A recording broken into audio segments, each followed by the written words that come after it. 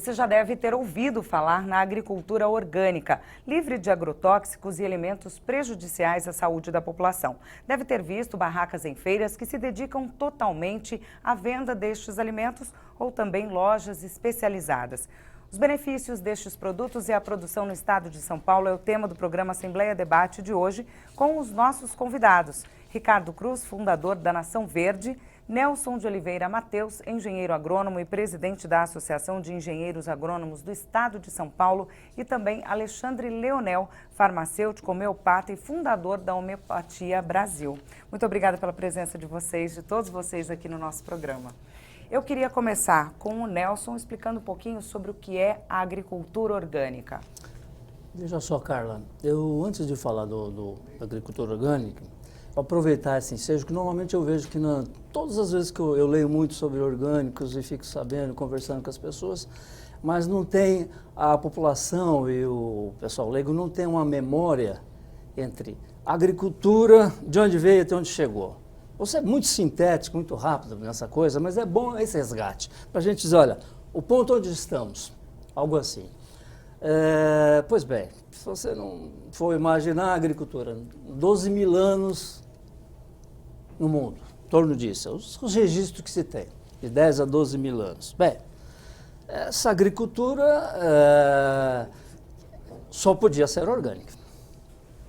Só podia ser orgânica. Então, por que eu falo isso? É que de 12 mil anos a 11.900 anos, com certeza ela era só orgânica. Ela não é nova, né? Não é nova, ela é mais velha. Mudamos, né? Ela é a mais velha coisa da produção de alimentos que tem o mundo. E ela foi bem porque ela possibilitou que a gente chegasse a esse mundão de hoje de 7 bilhões de pessoas. Bom, ok, aí é um fato, ninguém discute isso, né?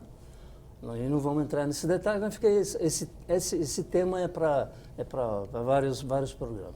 Feito isso, quer dizer, como começa a coisa a se complicar nisso aí e surge a agricultura orgânica, né? Os colegas depois vão ter chance de trabalhar essa coisa melhor do que eu até. É no momento em que você começa a ter grandes concentrações urbanas e tem que aumentar a população. Tem que aumentar a produção. Tem que aumentar a produção, porque olha, a cidade está com, no Grande São Paulo, 20 milhões de pessoas. Como é que você faz isso? Ninguém vai produzir seu próprio alimento aqui, não, sem condições. Alguns lugarejos, próprio ainda interior de São Paulo, é possível o cara produzir seu próprio alimento. É possível. E ele é basicamente orgânico. Basicamente. Né? Eu tenho uma experiência própria agora de 8 anos, que eu moro numa casa grande. Nesses 8 anos, eu não deixei sair para fora de casa 1 grama de coisas da pia. Nada. Tudo reciclado. E dá resultado. Dá resultado, sim, senhor. É possível isso. Agora, o dilema e o desafio é como é que você faz essa agricultura que hoje exige alimentar 7 bilhões, que tem essa característica da agricultura original, quer dizer. Esse é o meu desafio. Eu fico, num primeiro momento, eu faço uma espécie, não é provocação, é uma espécie de constatação para que as pessoas situem onde a coisa pega, onde a coisa caminha, entende? É isso. Vamos para o Alexandre agora para ele explicar um pouquinho o que é a agrohomeopatia. É isso, Alexandre? É isso, né? Bom, a homeopatia é uma ciência que surge em 1796, a partir da posição de um médico que na época achava que os medicamentos provocavam vários efeitos colaterais e que eles atrapalhavam os resultados terapêuticos que se esperava. Isso foi em 1796, né? Bem parecido com o que a gente vê hoje, ou seja, uma discussão entre o que é benéfico e o que não é benéfico para o paciente diante de um tratamento.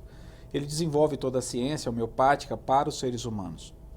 Mas o raciocínio dele da utilização de substâncias com finalidade terapêutica em pequenas doses acaba avançando para a área da veterinária e depois, finalmente, por volta de 1920, os primeiros trabalhos, os primeiros estudos do uso da homeopatia na agricultura, com a ideia e a intenção inicialmente de se mostrar que as preparações homeopáticas ou os medicamentos homeopáticos podiam estimular a vitalidade do solo e da planta para que esse sistema vivo, solo-planta, pudesse produzir de maneira perfeita, sem a demanda de outros controles, os melhores alimentos.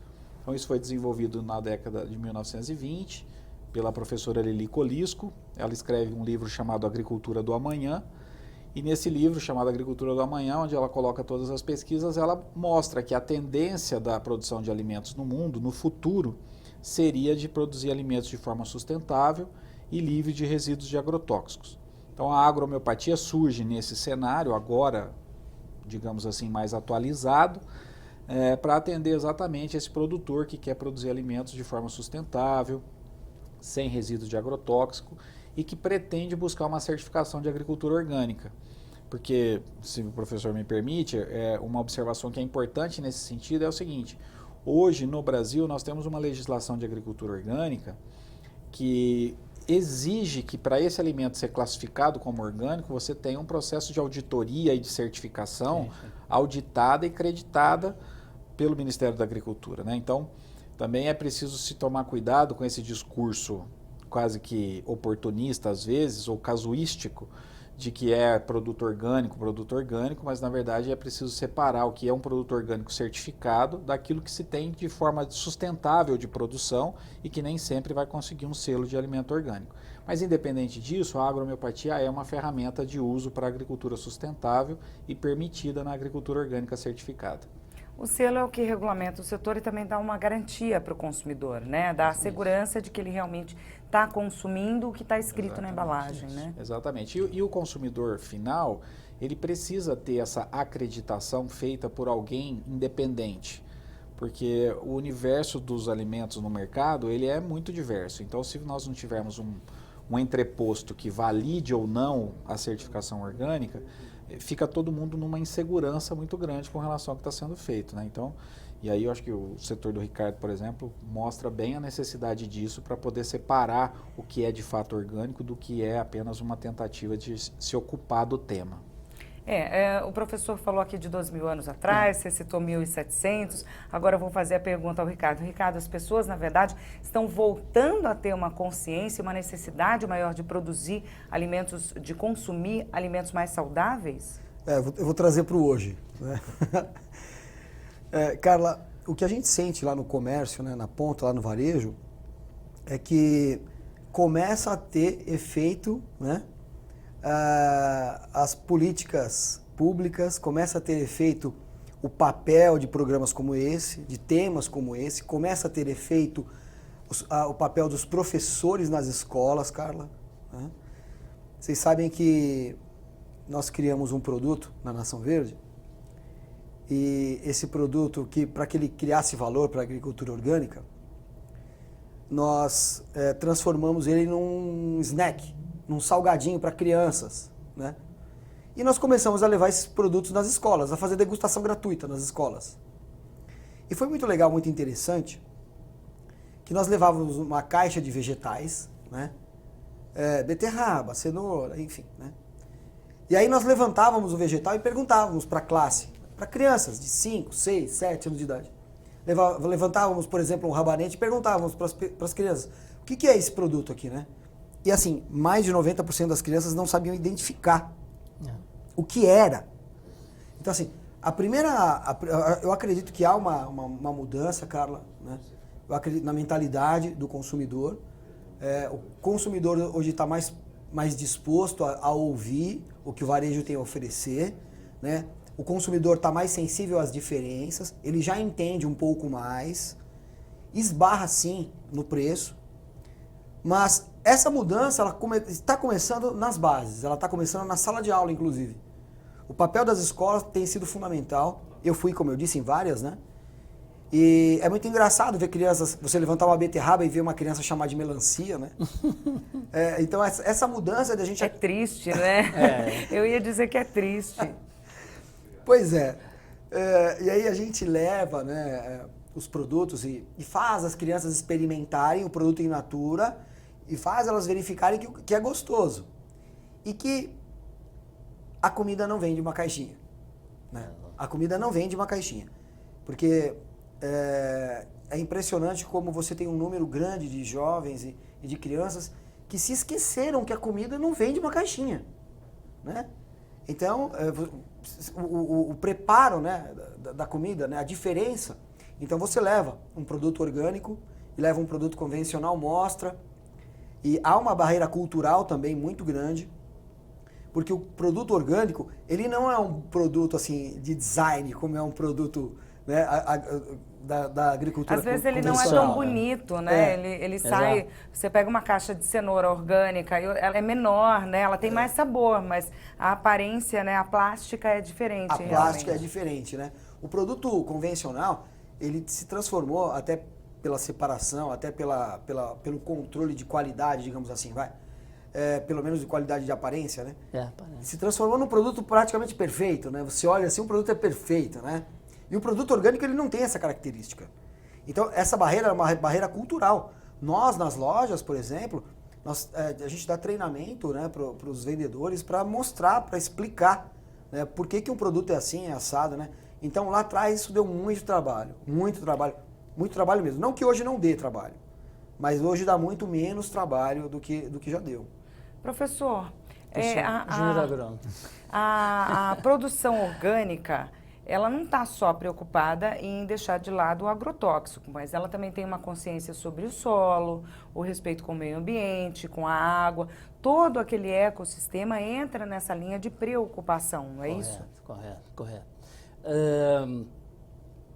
É um perigo hoje, né, dentro do mercado, que tem muita gente que por aquele ano não usou nenhum adubo, nenhum defensivo agrícola, que a próxima colheita dele já é orgânica. Não é verdade isso.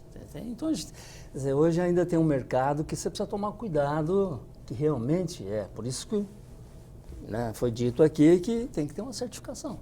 Porque tem um prazo para aquele solo deixar de ter ainda algum resíduo daqueles produtos, uma série de coisas que, para isso, tem que ter alguém externo para dizer se realmente aquele produto é orgânico. Agora, para não... O que eu acho que nós vivemos num momento na sociedade e no mundo, eu me lembro quando o homem chegou na Lua, o pessoal falava o seguinte: a partir de agora nós vamos se alimentar, vai ter uma pílula da alimentação, e você vai tomar aquela pílula e está resolvido. Mentira, nunca vai ser assim. É uma grande mentira. Né? Isso não é verdade.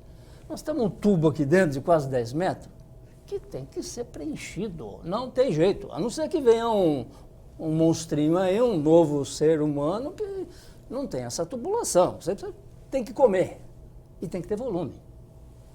Tem que ter as combinações. Então, eu acho que nesse período da tecnologia que resolvia tudo, o pessoal se adaptou à política da caixinha. A comida da caixinha, né? Da caixinha, tudo fácil. E não é assim, não é assim. Isso não é saudável. Por essa razão biológica que eu acabei de dizer. Você tem que preencher. Você tem um estômago, depois todos os intestinos têm que ser preenchidos. Aquilo lá. E se não preencher, dá câncer, dá uma produção de problema de saúde, se não preencher. Então, essa coisa foi desmistificada. Acabou, não tem mais isso. Agora, acho que nós estamos numa fase de transição em que as pessoas estão procurando qualidade na alimentação. Isso não é só classe A, B, não, é geral. O pessoal está preocupado, né? Diminuir gordura, uma série de coisas. E não é modismo, isso é saúde. Né? Então, eu acredito que há uma tendência forte de os orgânicos crescerem por essas razões. De preocupação pessoal com relação à qualidade do que ele está ingerindo. Né? Agora, tem um outro dado. Não é salutar, eu vivi uma época em que se tivesse aqui, vamos falando de orgânico, eu como agrônomo, que tenho que cuidar de uma agricultura bem mais formalizada, essa coisa toda, já estava trocando tapa. E é besteira isso. Porque eu acho que nessa transição, essas agriculturas têm que conviver. E tem que mostrar, quer dizer, aqueles que têm a concepção do orgânico, tem que mostrar e criar tecnologias novas com outras coisas que não tinha na época, equipamentos, sementes, uma série de coisas, para que essa orgânica seja, inclusive atinja o que o Ricardo acabou de dizer, essa qualidade. Por que não? Eu acredito que você possa Que ter o orgânico, uma hora, tem aí uma caixa bonita, né? Eu tenho exemplo, eu falei, de 8 anos dentro da minha casa, nenhuma grama de nenhum inseticida nem pensar, e nenhuma grama de mineral, nada, nem pó de rocha. E você precisa ver o que eu colho. Ontem mesmo, meia dúzia de chuchu, nada a dever aos tradicionais, nada. Eu ponho os dois do lado, quero ver se o cara identifica. Eu quero colocar um pouquinho da minha vivência, né? De você pegar a coisa lá do campo, você fazer aquela visita no campo, como leigo, porque eu não sou formado nisso, né? Minha formação é outra, né? Mas a minha formação, por ser em marketing, por ser em publicidade, em administração, me leva a entender o que vai criar valor na cadeia, né? Perfeito. E essa percepção minha é muito legal, Carla, porque quando você chega no campo e você vê uma plantação inteirinha de laranja, assim, a perder de vista, né? Você vê laranja assim a perder de vista. Né? E quando você vê uma agricultura orgânica, um cultivo orgânico, onde ela se assemelha muito, e muitas vezes, a uma floresta, ela parece uma floresta. Você tem uma bananeira, aí você tem um eucalipto, e aí você tem um pé de limão ou de laranja. É agrofloresta, né, isso, Nelson? né? Tem as agroflorestas. Já está caminhando né? para esse conceito, inclusive, né? É legal você entender como uma coisa faz a força para a outra, uma coisa faz a sombra para a outra.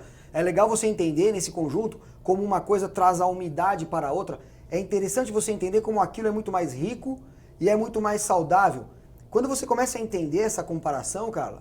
As culturas se ajudam e vivem ali em total harmonia. Sim, e né? se ajustam também. Quando você vê uma plantação inteira, campos assim a perder de vista, de uma cultura única, de uma monocultura, você começa a entender a doença. Você começa a entender. Como você deixou aquelas plantas expostas, né?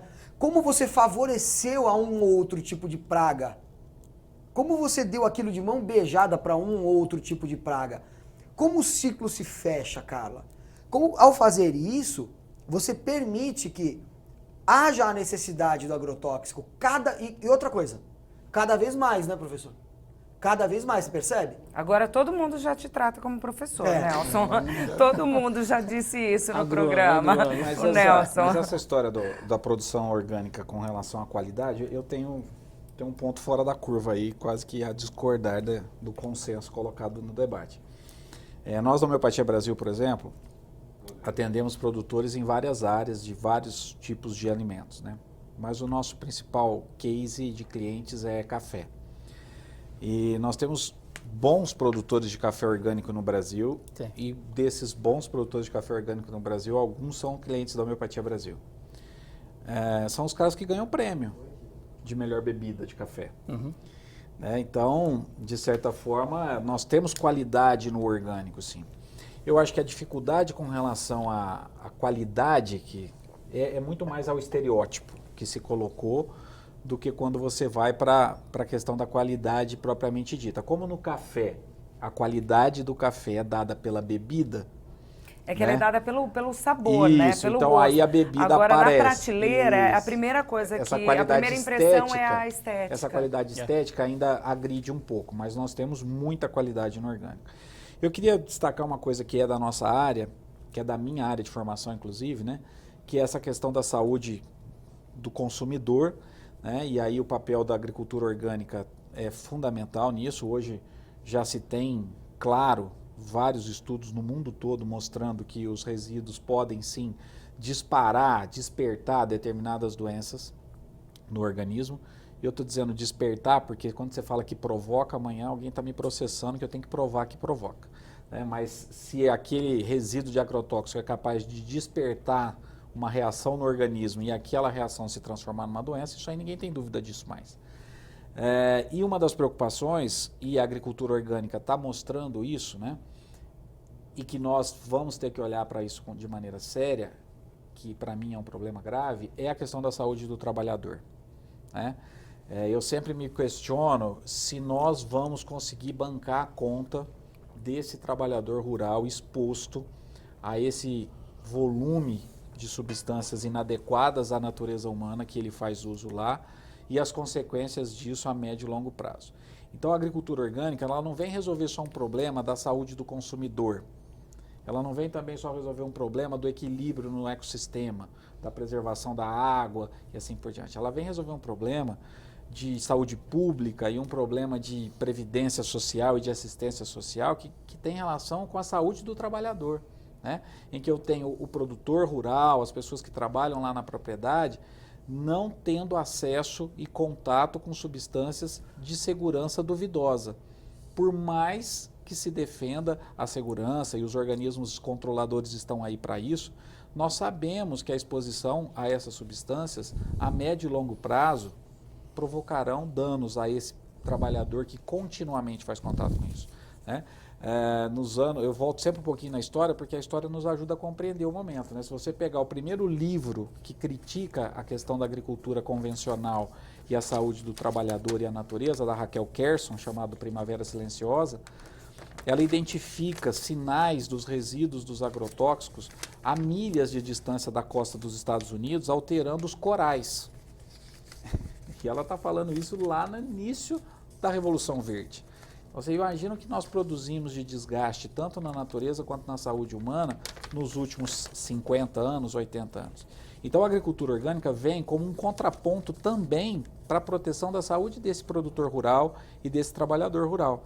E é por isso que defender a agricultura orgânica é fazer saúde pública, de maneira extraordinária. Nós falamos aqui dessas 3 preocupações, né? A alimentação mais saudável, o meio ambiente e também a saúde do trabalhador. O que puxa mais essa alavanca da mudança? É o consumidor? Porque se lá na ponta não tiver quem compre, né? Enfim, é o consumidor que puxa essa alavanca? Quem poderia dizer? Talvez o Ricardo? É o papel da mídia, hoje principalmente pelas mídias sociais, né, influenciadas pela televisão, por programas como esse, pelo rádio, e principalmente a internet, né, e as suas multiplicações, né, no universo digital, né. Isso está influenciando muito, tem influenciado os artistas têm agora começado recentemente, isso não tem muito tempo, né, Carla? E eles têm, inclusive, propostos novos programas onde se tem esse tema, entre eles o vegetarianismo, a produção orgânica, a produção sustentável, né? E isso tem influenciado muito o consumidor. E a partir do momento que você influencia o consumidor, os lojistas, né, as empresas começam a ouvir o seu consumidor, toda boa empresa ouve seu consumidor, começa a selecionar melhor seus fornecedores, e aí os seus fornecedores começam a mudar as suas melhores práticas de trabalho. Eu penso, Carla, que antigamente o que era bom para a empresa era bom para a sociedade. Hoje, como empresário, eu penso que o que é bom para a sociedade é bom para a empresa. E tem uma coisa que tem que ficar muito clara. Essa pessoa que está nos assistindo agora, por exemplo, se ela não está convencida disso ainda, só tem um motivo. Porque você não viu plantar. Tá? Se você vê plantar, você não come. Você só come porque você não viu plantar. Então, é que os olhos não veem, o coração não sente, não é assim? Ditado? Sente, né? A gente sabe que sente. Lá na frente ele vai sentir, né, Pode sentir lá na frente, né? Exato. Lá na frente a conta vem, né? Eu te falo que a primeira vez que eu vi uma plantação... Do quê? Foi cebola, né? Foi cebola, tomate, se não me engano foi cebola e tomate e mandioca também. Mas certeza absoluta eu vi a cebola e tomate pela primeira vez, né? E conversando com desculpa, cebola, tomate e batata, né? E conversando... Não tem problema nenhum. Conversando com o agricultor, eu perguntei para ele, né, depois de ter visto, eu perguntei para ele, você come? E ele respondeu, eu não. Ele não come o que ele planta. Por conta da quantidade de agrotóxicos. Né? Eu vou ter que fazer algumas colocações, porque eu acho que tem um pouco aí, tem uma mística ainda a respeito do defensivo agrícola, que o pessoal resolveu intitular agrotóxico. Eu acho engraçado que agrotóxico é o defensivo que é utilizado na agricultura.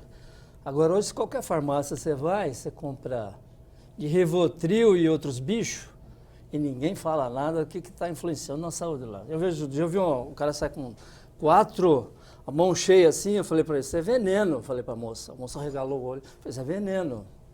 Porque se ingerir tudo isso, Rivotril e outros primos aí, isso não é problema nenhum, tá? 10. A questão da mística que eu chamo com relação ao agrotóxico, eu não vou remar contra a terminologia, apesar que eu acho errada, que ninguém fala que o produto que ele está ingerindo na farmácia é um veneno também, ninguém fala. Isso tá legal, porque a mídia não entra porque ela é bancada pelos grandes produtores da indústria farmacêutica, é poderosíssima. Igual, muito mais forte até que a de defensivos. Mas a questão é que vem de um anterior. Em 1800, teve os primeiros defensivos na Europa. 1800. Realmente era um desastre. A base era chumbo, arsênico e selênio. Vocês já pensaram que combinação que é essa? Bombástica, né? Bombástica. Veneno, né? Veneno puro, isso né? é terrível, uma bomba. Isso é coisa louca. Hoje, sabe que patamar está os defensivos, chamado quarta geração? Primeiro que são caros. Ninguém vai lá e compra qualquer um, que é caro mesmo. Primeiro, você tem alta tecnologia para utilizar esse defensivo. Segundo, tem alguns hoje que a molécula é tão complexa que a hora que ela cai na planta, ela tem algumas horas para agir. Depois essas moléculas se dissolvem, se destroem, não tem mais o poder inicial. O que houve nesse período? Primeiro, realmente essas aqui eram uma bomba que matava muita gente. E eu vi na minha infância a gente se matar com defensivo. Se matava. Como hoje se mata com chumbinho, né? A família vai lá e põe chumbinho na comida. Quantos casos eu já vi aqui em São Paulo? De morte por chumbinho, recente. Porque é uma distorção, uma coisa que caiu no comércio, deixou a coisa correr e criou esse problema. Então, o que eu digo? Quando ele diz da questão da saúde pública, eu desafio, infelizmente eu não tenho os dados, mas eu desafio a mostrar esses dados. Desafio. É outra realidade. Hoje é a máquina que passa, não tem aquela história do carinha lá se lambuzando com a cauda, com o inseticida. É raro isso, é raríssimo. E é gente que não tem preparo. Agora, em todo lugar, você vai ter mau comerciante, mau agricultor, que não leva em consideração. Por exemplo, o cara não está lá na bula. Somente vender após tantos dias. Quer dizer, pulverizou, recolheu, vai dar problema. Não é assim. Mas se respeitado aquela faixa de tempo, não tem problema nenhum. Não tem, não, senhor. Isso não é problema. O problema é só esse desrespeito e tal. Agora, o que a mídia faz? A mídia não ajuda a trabalhar direito essa coisa, a educar, como foi dito aqui. Então, vamos dizer, há culturas que você tem que usar muito defensivo. Tomate, né? A solanácea, ela vê alguma coisa, ela já fica doente. É difícil, são plantas muito suscetíveis. E moranguinho. Então, de tempos em tempos vem, e aí vem assim, morango com defensivo, aí ninguém come. Acho que na última pesquisa o morango liderou, né? E aí chamou a atenção de muita mas aí gente que por está conta o disso. erro. Qual que é? Tinha que ser rastreado esse problema. Ah, morango deu problema? Ótimo. O Instituto Biológico aqui na capital faz todas essas análises toxicológicas que você quiser, do que você quiser. Tanto de defensivo quanto de fertilizantes. Está aqui, pertinho de nós, na Vila Mariana. O que tinha que ser feito? Morango de quem? Que município? Qual é o agricultor? Pau nele. Justiça nele. Cobrar dele. E não aquele generalizar. Que faz, não generalizar. Que hoje se planta morango em cima de plástico preto para evitar o contato e a contaminação e não ter que ficar fazendo outra coisa errada. Maus profissionais que não orientavam, ou falta de um profissional, um engenheiro agrônomo, para orientar o uso daquele defensivo. A cada aplicação tinha que ter um profissional responsável. Como o médico assina a sua receita, o agrônomo tinha que estar lá do lado. Porque se deu problema, ele tinha que ser responsabilizado. Responder por isso, né? Exato. A gente vai fazer só uma pausinha agora. O Assembleia, a gente já volta com esse assunto e eu tenho uma perguntinha para o senhor. O programa Assembleia Debate vai para um rápido intervalo, não saia daí, é rapidinho mesmo.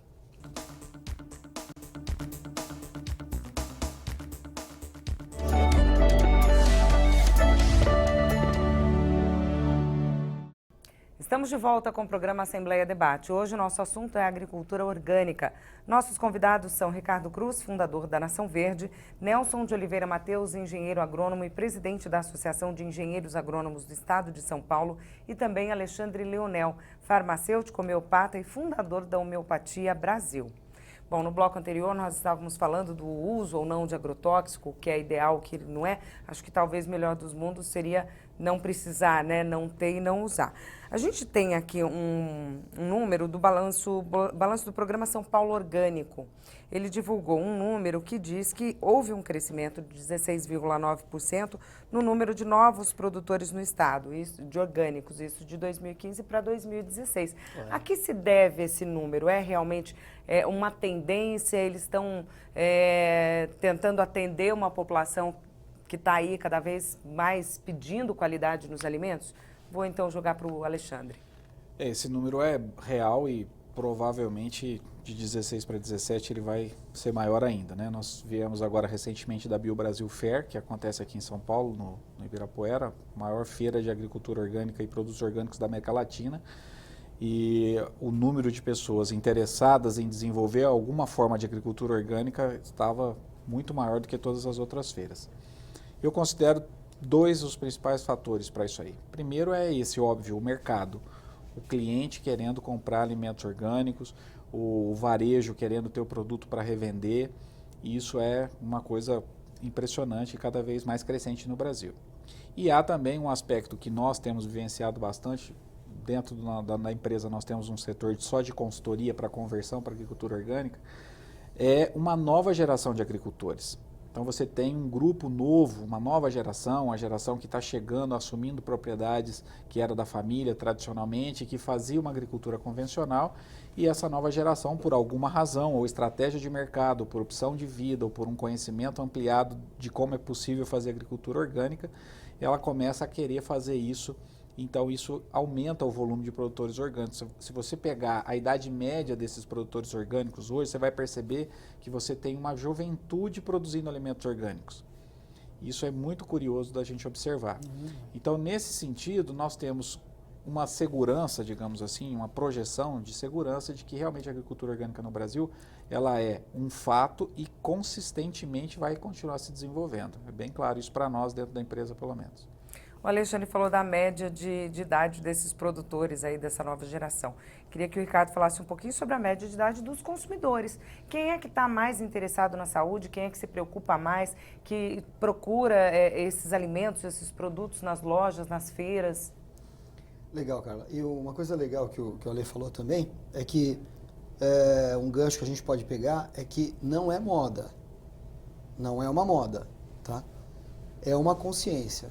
Há uma mudança real na consciência das pessoas, Carla. E a gente que está no dia a dia com as pessoas, a gente percebe que as pontas são as mais sensíveis. Quando a gente começou, Carla, você tinha um mercado basicamente maduro, né? Somente as pessoas mais velhas realmente é que davam atenção a esse mercado, tá? Hoje não.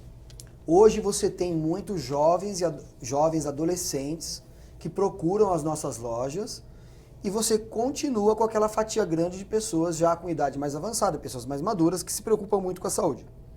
Então hoje são as pontas. Então nós podemos pegar assim, dos 15 aos 25 anos de idade, você percebe hoje, né, uma preocupação das pessoas, ainda que seja curiosidade, e as pessoas acima dos 45 anos, você percebe nitidamente que elas preferem comer menos, comer com mais qualidade, né? Ouvir o que você tem a dizer, ler a respeito, se informar, aprender a ler contra rótulo, né? Aprender a entender o que está escrito, né? Nos produtos, né? E a valorizar o produto não só pelo preço. Porque, Carla, o produto orgânico, ele ainda tem um valor superior ao produto convencional. Não é mais o que era, né? Assim, não preciso nem falar de década, né? Se você puxar de 5 anos para cá, o produto orgânico, ele tem a sua curva descendente com relação ao preço. Ele tem caído mesmo, né? E tem alguns casos que se aproxima, dependendo da época do ano, se aproxima do convencional. Mas as pessoas, cara, elas têm ainda um preço administrado, né? Elas têm um preço na cabeça delas. Elas ainda administram o preço do orgânico como sendo caro. Elas já partem desse pré-julgamento. Elas pensam que é caro. Já foi. Já foi. Tem uma pesquisa aqui da Organis Brasil, que é recente, uma pesquisa deles mais recente, dizendo que 41% dos entrevistados afirmaram que não compram porque os preços são inacessíveis. Né? Porque a família, às vezes, né, tem 5 pessoas na família, então o consumo é maior e aí, no final das contas, a sacola da feira fica mais cara mesmo, né? Dá uma diferença grande. Se você é uma pessoa, né, a família é pequenininha, até que não. Né? Mas as pessoas ainda reclamam muito do preço e reclamam também que não tem lojas especializadas tão perto de casa. Eu já reparei que em feiras livres, geralmente tem uma barraca que concentra toda a produção de orgânico, né? Então ela já coloca barraca do orgânico, que é para as pessoas identificarem de uma forma mais fácil. Mas também reclamam que as lojas não são perto, não são tantas lojas, né? Não tem tanta opção. Isso deve mudar, né? Até por conta disso, esse crescimento de quase 17% nos produtores, né? Sim. Justamente para atender esse pessoal. Isso acontece no comércio, no varejo, e eu vou dizer para vocês como é que a coisa tem acontecido, né? As pessoas vão tentar encontrar um caminho, vão tentar encontrar um meio. Como a certificação custa e demora, e as pessoas precisam sobreviver, o que tem sido feito é que esses produtores têm se unido e trocado produtos, levado esses produtos até entrepostos, por exemplo, no CEAGESP tem um entreposto lá, e alguns comerciantes, os da feira e empresas e lojas como a nossa, eles vão e buscam esses produtos onde eles sabem que são orgânicos, porque acompanham a plantação. Então há uma certificação informal. Isso está acontecendo. Tá? Sobre a certificação formal, a gente já falou um pouquinho sobre ela aqui, e o Ricardo levantou a questão dela ser cara, né? Cara uma certificação, e leva tempo, né? Um produtor convencional, para ele se tornar um produtor de orgânico, ele tem que estar muito bem preparado de dinheiro, até para ficar um tempo ali nessa incerteza de produção, essa transição requer o que do produtor? É tempo, é dinheiro, é investimento? As duas coisas. Ele tem que estar preparado, se ele for levar como manda o figurino, como exige a legislação, como já foi dito aqui anteriormente, é tempo e investimento, é muito dinheiro. Aí procurar outras saídas, né? Um grupo de produtores, ou cooperativismo, que é um pouco mais sofisticado. Você não dá no cooperativismo um grupo, né? Porque meia dúzia, 10 produtores se juntam e formam uma associação, né? Que é mais fácil de se organizar e mais barata, para arcar com esses custos aí, né? Agora, eu chamo a atenção que a todo momento a gente tem tido casos, o mais violento vi há pouco tempo em Curitiba, que o cara fornecia para a rede escolar como orgânico e não tinha nada de orgânico, ele comprava no Ceasa. Então precisa tomar cuidado também, nada contra, entende? Mas isso existe. E ele tinha certificação, não? Tinha, mas ele não tinha volume, então ele buscava a diferença no Ceasa. Carregava os caminhões, foi pego, autuado e tal. É recente. Então precisa tomar esse cuidado também, para não ser enganado e achar que, né? Às vezes está comprando gato por lebre. Esse tipo de coisa acontece, e quando acontece e é pego, mostra que existe um sistema que, de certa forma, tenta coibir. Precisa ter, né? Com relação à certificação, eu gosto sempre de colocar alguns pontos, né? Às vezes as pessoas nos procuram e falam assim, eu gostaria de produzir orgânico, como é que eu faço? Eu falo, olha, tem algumas regrinhas básicas. Antes da gente discutir a legislação por si, eu gosto sempre de dizer para o produtor o seguinte, o que você produz bem, com excelência? Porque quem produz mal, convencionalmente, vai produzir mal como orgânico. Perfeito. Né? Então, se o cara é um péssimo produtor de café convencional, não é ser orgânico. Mudar a forma de que produzir vai mudar, não faz entendeu? milagre. Aí é que eu brinco Perfeito, muito falando, não adianta você Bom. se transformar num produtor largânico, aquele que larga a lavoura lá e depois vai ver o que dá. Então, primeira coisa, o que vocês fazem? Largânico, gostei da expressão, é que nova. larga lá e não faz nada, né? Então, assim, para a pessoa ser uma produtora orgânico de resultados, porque hoje não é difícil você ter uma planilha do Excel no computador, então é fácil você saber se você está tendo resultado ou não. A primeira coisa é para saber qual é a vocação daquele produtor, a vocação daquela região, né? Se eu for querer produzir tomate numa região que não é para tomate, ele já é desafio até para o convencional. Então é preciso adequar a vocação do produtor e a vocação do local. Isso é uma exigência, uma regra. Ninguém pode ir para um negócio se não for dessa forma, né? Então, por exemplo, em cafeicultura orgânica, existem algumas variedades que não se adaptam à cafeicultura orgânica. A demanda de controles fitossanitários não se segura nem no convencional. E depois, então, a gente vai para o rito propriamente dito da certificação. Aí, para a gente ser simplista aqui, hoje a certificação Brasil, né, são 18 meses do tempo zero, ou seja, do momento em que aquela área vai ser classificada como área em conversão, até eu poder tirar a primeira safra com selo de orgânico. Então, nesses 18 meses, os produtos que por acaso venham a ser produzidos lá, não poderão utilizar nenhuma tecnologia que não seja permitida pela agricultura orgânica. E mesmo assim não serão classificados como orgânicos, só serão classificados depois de 18 meses na auditoria de certificação.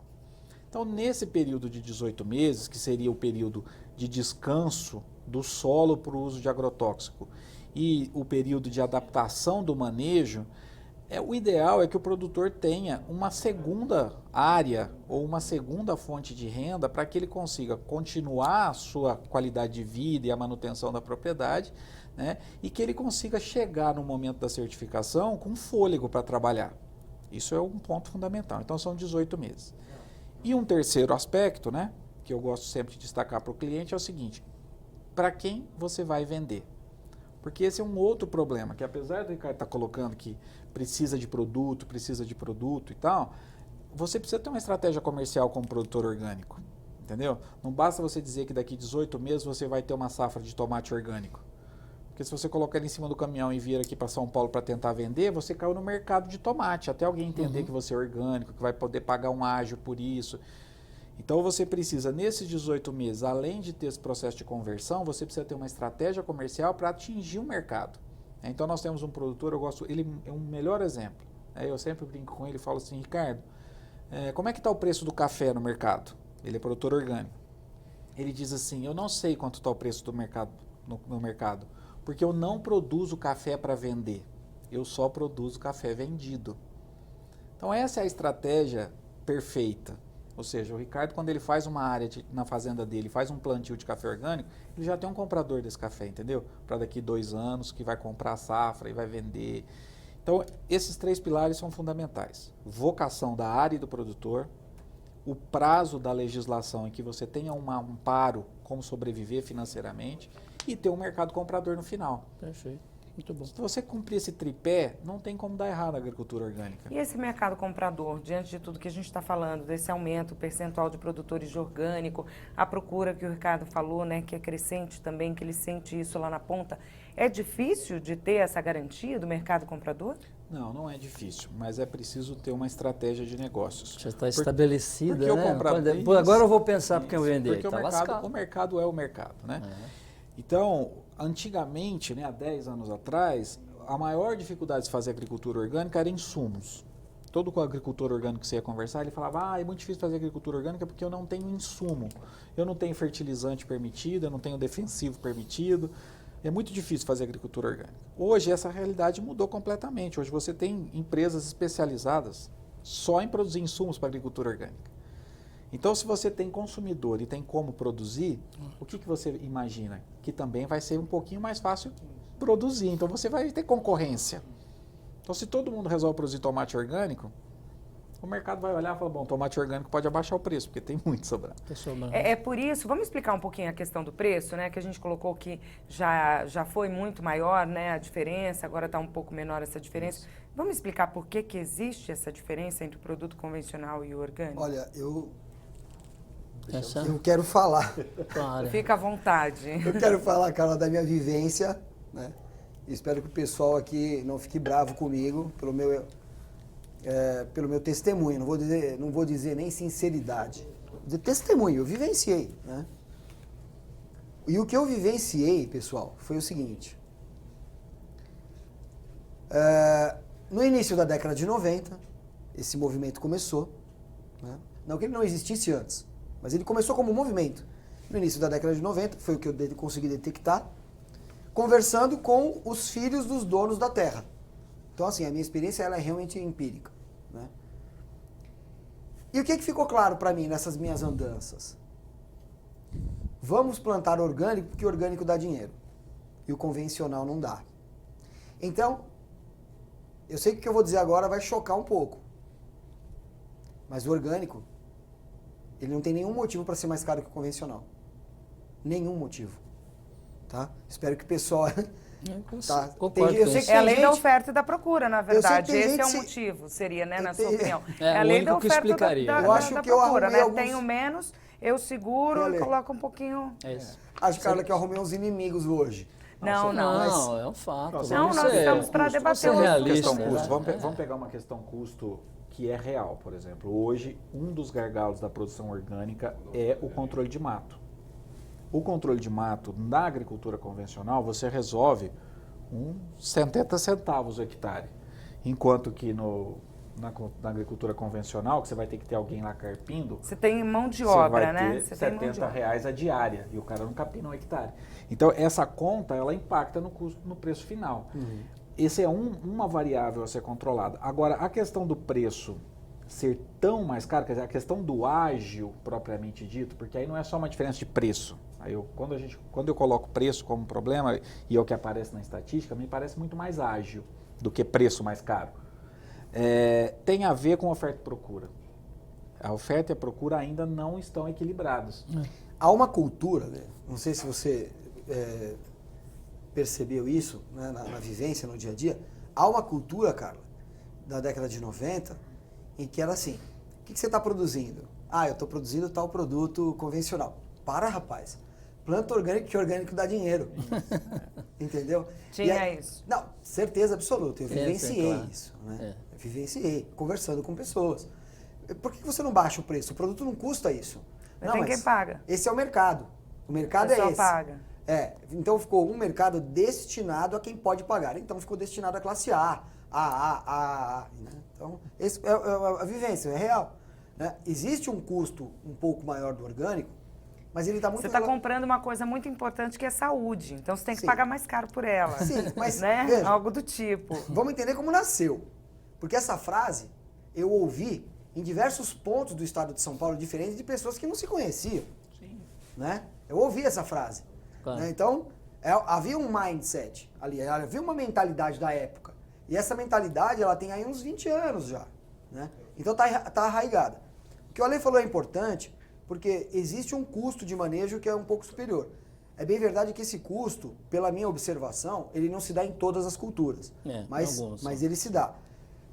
Agora, a falta de preparo para o trabalho da terra, como o Ale falou, olha, se o cara não é bom no convencional, ele não vai ser bom no orgânico. Isso é É muito real. legal, isso é verdade. É real. Né? O cara, ele realmente tem que ser uma pessoa muito dedicada. Isso. E existem hoje técnicas, né, que são incríveis, né, de agrofloresta, que ajudam bastante. Né? Ajudam bastante. A coisa se desenvolveu muito, viu?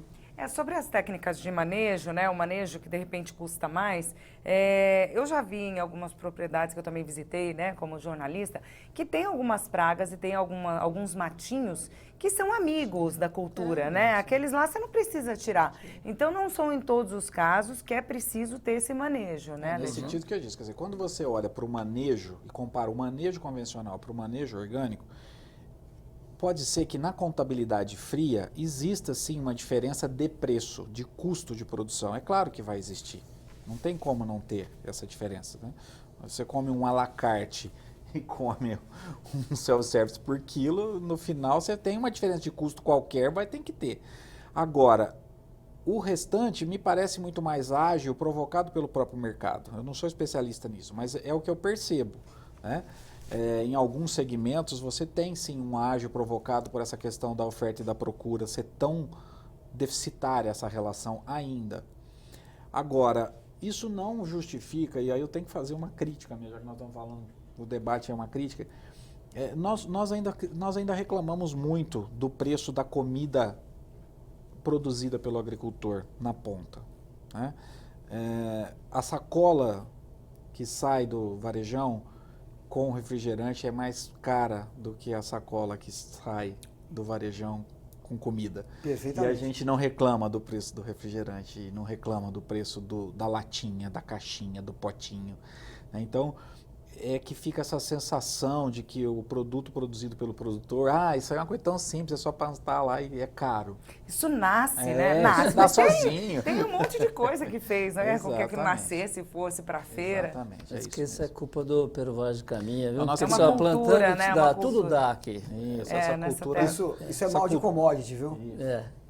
Isso é mal de commodity, viu, Carla? Porque coisas que não criam valor, elas acabam sem valor, né, por parte do consumidor. É isso aí. Isso é um problema de Infelizmente, commodity. É assim, né? Quando você tem um produto industrializado, por pior que ele seja, a propaganda é que dá o preço dele, né? Que faz com que ele seja desejado, né? Já uma cenoura sofre com Formado isso, né? em marketing. Bom, gente, infelizmente eu vou ter que abrir agora para as considerações finais. Vou começar então aqui pelo seu Nelson. Pode ser? Claro. Veja, eu acho que essas formas de produção agrícola, elas vão conviver por um bom tempo. Eu acho que está tomando um rumo muito interessante. Vou dizer um exemplo que eu recente, estava comentando agora há pouco. A Secretaria da Agricultura do Estado de São Paulo criou um grupo de trabalho de orgânicos.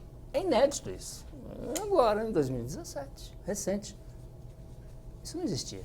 Então, acho que, primeiro, tem que haver uma convivência. Mais do que isso, nós estávamos trocando ideia, chegamos um pouco antes, estávamos trocando ideia aqui, assim, precisa haver o diálogo entre essas duas agriculturas. Um diálogo. Porque umas têm uma série de coisas boas, as outras também têm, às vezes de organização, de método, de produção, uma série de coisas, que a agricultura orgânica vai ter que buscar isso aí. Né? Isso é fundamental. E finalizo só dando um dado que é assim estarrecedor, a meu ver, que assusta a gente. Em 1970, 3,6 bilhões de bocas no mundo. 2005, 6 bilhões e 450 milhões. Rumo aos 11 bilhões de bocas. Então, toda a agricultura, se teve um incremento aqui de população, quase 75% em 35 anos. Que sai, isso não se repita, né? Porque eu acho que fica inviável o planeta. E nesse ínterim, a área de produção caiu. A área cultivada no mundo caiu quase 2%. A área cultivada. Então, quer dizer, isso é técnica, isso é agronomia, isso é o trabalho do setor. Engenharia mesmo. Engenharia agronômica, é isso. Agora, então com isso, essa conversa entre os setores é fundamental. Alexandre.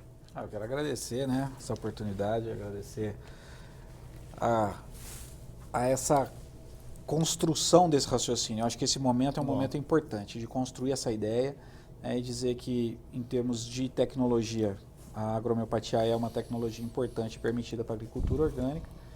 E todas as vezes que nós pensarmos em agricultura orgânica, nós estamos fazendo saúde pública, sem dúvida nenhuma.